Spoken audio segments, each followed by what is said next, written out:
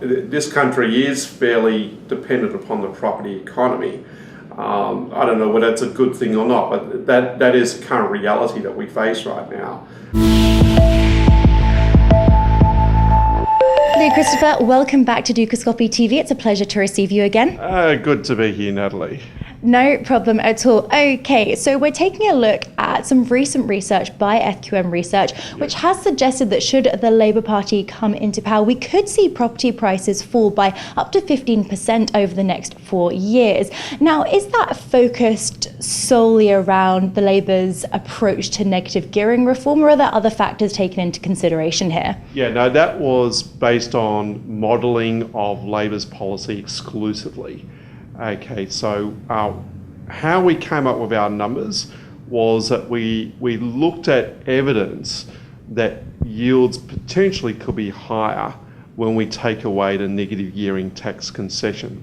So we considered overseas examples of countries that had negative gearing versus those that did not, and looked at what the respective yield to the respective lending rate was in those particular countries.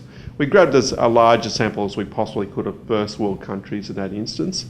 We also looked at what happened historically during the relatively brief time that negative gearing was repealed in Australia, which was between 1985 to 1987.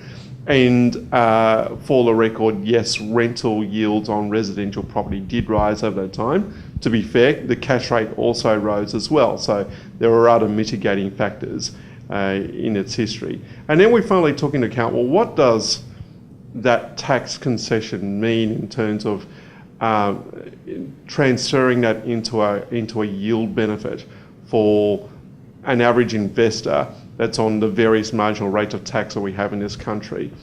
And overall, the net result was there was a yield benefit of about 90 to 120 basis points.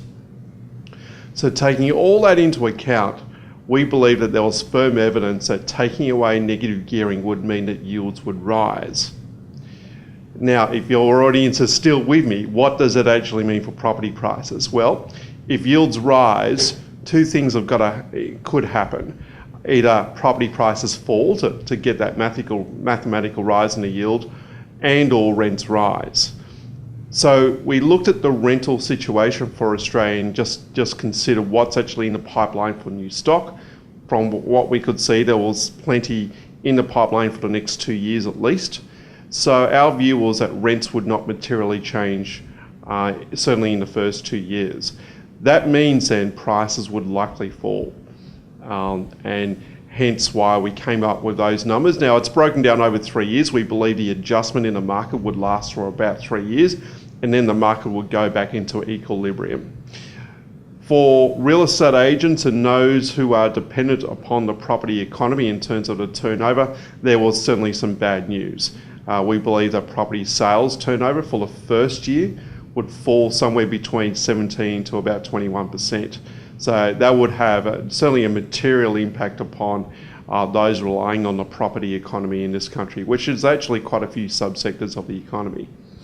So overall, yes, there is an impact upon taking away negative gearing, and all participants in the market need to consider all that. There are pros and cons in doing it. Certainly affordability improves, but for those who relied upon the property economy, there was some bad news there. What would your alternative recommendation be then for negative gearing reform? We've always been on the record that we are for negative gearing reform. What we believe Labor needs to do here is, if we wish to reduce the risk of any type of economic shock or any major job losses in the property economy, we need to phase negative gearing out. And our modelling would suggest that if we phased it out over a 3-year period, the risks to the economy would be reduced. So that's our view. We also had other recommendations surrounding investment property, because Labor wishes to keep negative gearing on new property with the view that that will increase supply of real estate over the long term. Fundamentally, we agree with that, but we see some potential execution problems in implementing that, where there is a distortion between those properties that have negative gearing versus those that do not.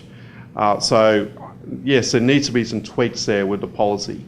But overall, it's simply our opinion. We are in favour of taxation reform in the property market. We believe that the best way forward, long term, would be that we get rid of stamp duties tax. In this country, stamp duties is quite hefty. It can be potentially up to 7% of the value of a property. If we were to reduce stamp duties tax and replace that with potentially a broad-based land tax, that would free up properties in this country in terms of more people willing to trade properties or sell properties, potentially positively influencing housing affordability, and at the same time getting rid of negative gearing potentially also could help affordability. But as some of my detractors have said, you can't do all that at once. The country won't take that all on board at once, and probably they are quite right. This is a long-term goal that we need to try and achieve. Just to touch on that housing affordability, as we've been speaking about for some time now, we know particularly here in Sydney we have a rather hot property market. Is there an argument that in fact that loss in prices, that 15% that you've suggested should Labor come into Parliament, is there a suggestion that actually could be needed? That could actually be helpful to try and cool those prices a little bit?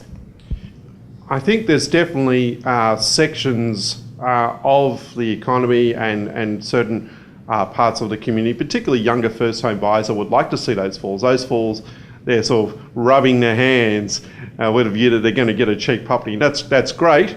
What we've got to be careful though is that if it happens all in one go, it could create a shockwave in the economy. Like it or not, this country is fairly dependent upon the property economy. I don't know whether that's a good thing or not, but that is the current reality that we face right now. So to take a sudden shock into the system when the economy, you wouldn't say it's a powerhouse economy right now, potentially could be a little dangerous. Hence why we take the view as, okay, we understand the view that, we should see lower house prices to improve affordability, but let's do it over a phasing period to reduce the shock effect. Should government focus instead be on trying to build up housing stock and to be putting more property into the market in order to balance that supply-demand price action? Yes, I believe that there should be incentives to increase the supply of property. And so far, from what we've seen from government over the last 10 years, the incentives that have come in and out of the market have generally been demand incentives. So incentives to actually stimulate demand into new property. That hasn't entirely worked so well because how developers generally respond is that if they suddenly see a big surge in demand, they like to lift their prices. So it sort of hasn't worked as well as what we would have liked. I think ideally what we would see is a situation where developers and builders' break-even costs can come down. And there is certainly a lot of tax that is charged on each new dwelling that's built in this country. In a number of instances, particularly here in New South Wales, that can be up to $100,000 per dwelling. That's a lot of money.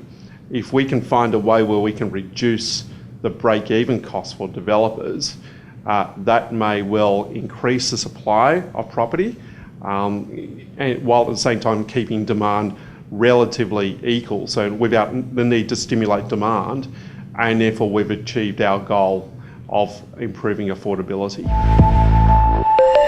Our many thanks to Louis Christopher and the team at SQM Research for their insights today. That's all we've got time for right now, but do stay tuned as I'll be back with plenty more exclusive interviews for you right here from the heart of the APAC region. I'm Natalie MacDonald. You've been watching Sydney Direct on Dukascopy TV. Goodbye for now.